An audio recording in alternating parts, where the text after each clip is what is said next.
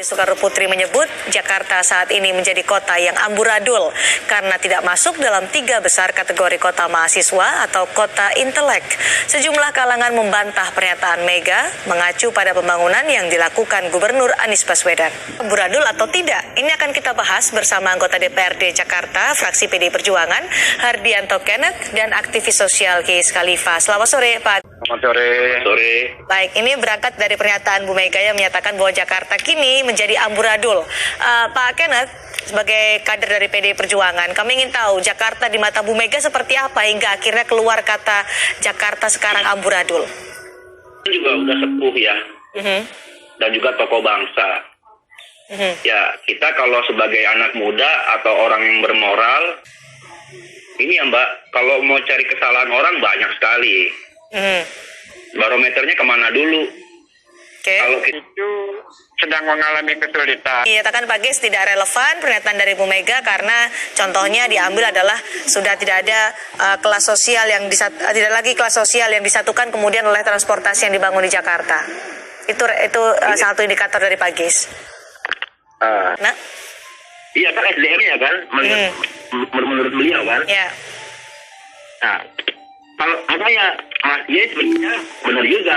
Dia bingung, saya juga bingung gitu. Amburadul dalam arti apa? Kan Bu Mega tidak berbicara secara utuh. Amburadul seperti apa?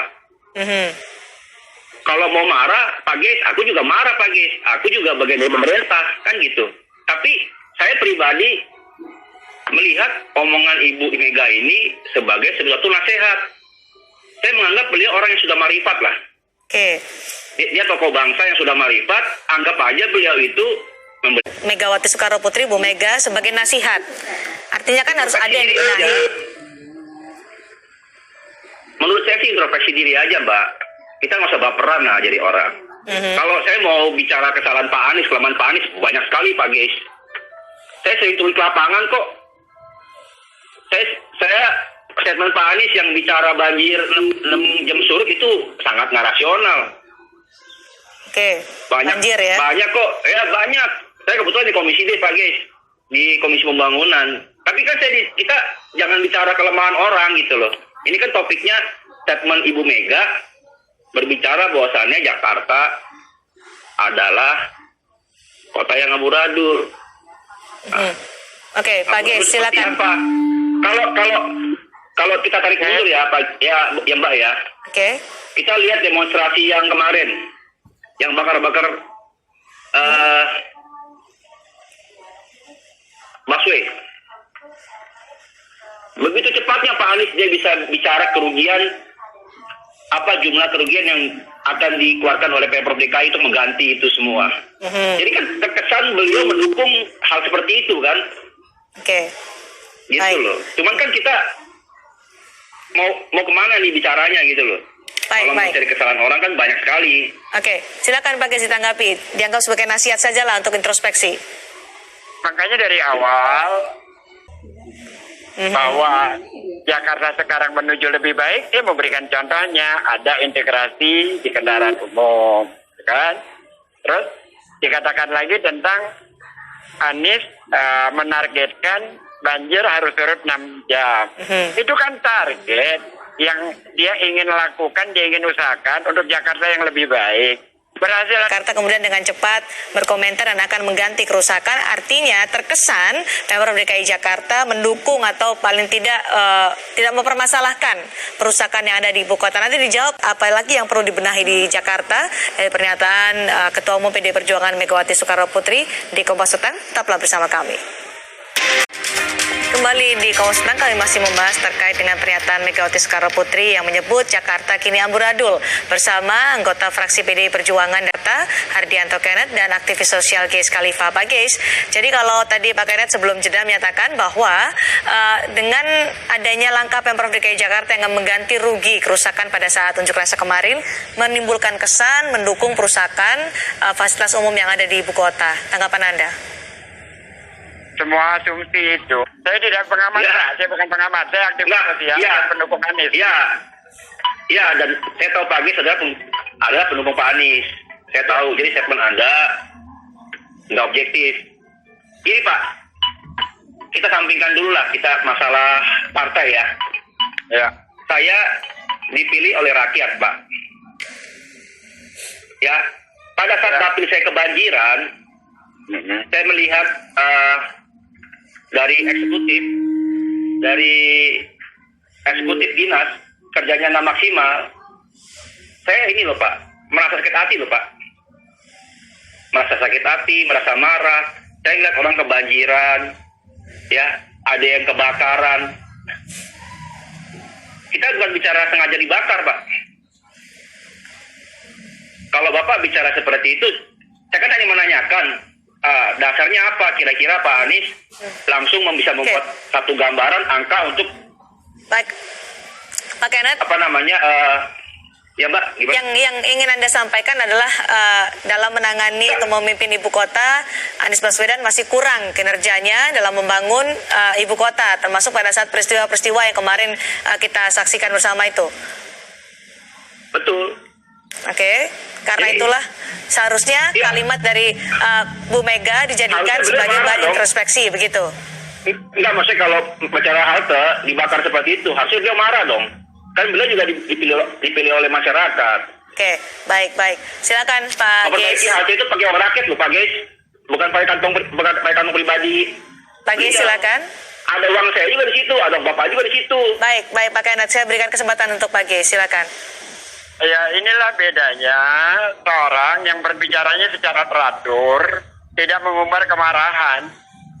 Dia melakukan segala sesuatu itu dengan terkontrol, nada bicaranya itu santun, dia mengademkan, membuat masyarakatnya itu tidak semakin terkoyak. Gitu. Jadi ketika ada permasalahan di Jakarta ini, selalu dia hadir, selalu dia katakan untuk warga itu bisa menerima segala perbedaan agar warga Jakarta lebih damai, lebih harmonis. Kalau yang ingin ditunjukkan kemarahan melulu, maka itu akan membias kepada... Pernyataan itu kemudian dilontarkan oleh Megawati Soekarno Putri. Menurut Pak Geis, apakah ada bagian-bagian atau hal-hal yang perlu dibenahi di Jakarta saat ini menurut Anda? Banyak sekali yang perlu dibenahi. Satu gini, ya buat saya kembali lagi kepada persoalan tentang amburadul yang memang tidak punya konteks dengan hasil penelitian, udah nggak usah dibicarakan lah, karena memang itu tidak ada substansinya. Tapi kalau bicara Jakarta, dari zaman Foke, ke zaman Pak Jokowi, ke zaman Pak Ahok, sampai ke zaman Jarot dan Anies, yang saya teriakan adalah percepat segerakan penambahan pemakaman lahan di Jakarta, yang sudah sangat minim. Karena kita mengalami masalah tentang pemakaman. Yang terjadi apa? Baru di masa sekarang sudah mulai dianggarkan untuk pemakaman. Tiba-tiba teman-teman dari PSI, saya nggak ngerti, mereka ngerti Jakarta atau tidak, mereka tidak setuju itu, mereka mengkritisi hal itu. Antara kebutuhan warga Jakarta dengan aspirasi yang diterima oleh Pemprov ditolak oleh partai. Ini partai buat siapa? Buat warga atau buat dengan mereka sendiri, itu satu. Singkat saja Pak Geis, kita akan berikan ke Pak Kenneth nanti. Silakan ditambahi singkat, Pak Geis. Oke, ada lainnya. Yang kedua, kalau bicara tentang banjir pakai data lah yang soal Pak Kenneth tadi. Di masa Pak Ahok itu 2017 banjir 7 hari, di masa Anies 4 hari. Kalau lebih sakit hati itu di masa Pak Ahok, dibandingkan di masa Pak Anies. Itu satu. Sekarang dia menargetkan 6 jam. Itu lebih luar biasa lagi. Kalau itu dia tidak berhasil, kita kritisi terus. Nah, yang ketiga, kembali ke pernyataan Bu Mega. Pak Geis, kami sudah... Maaf nih, pernyataan terakhir nih. Yang dicontohkan kan adalah yang di kota dipimpin oleh PDIP, itulah kata-kata terbaik. Ya, gini aja deh, yang punya hak menilai adalah warga Jakarta.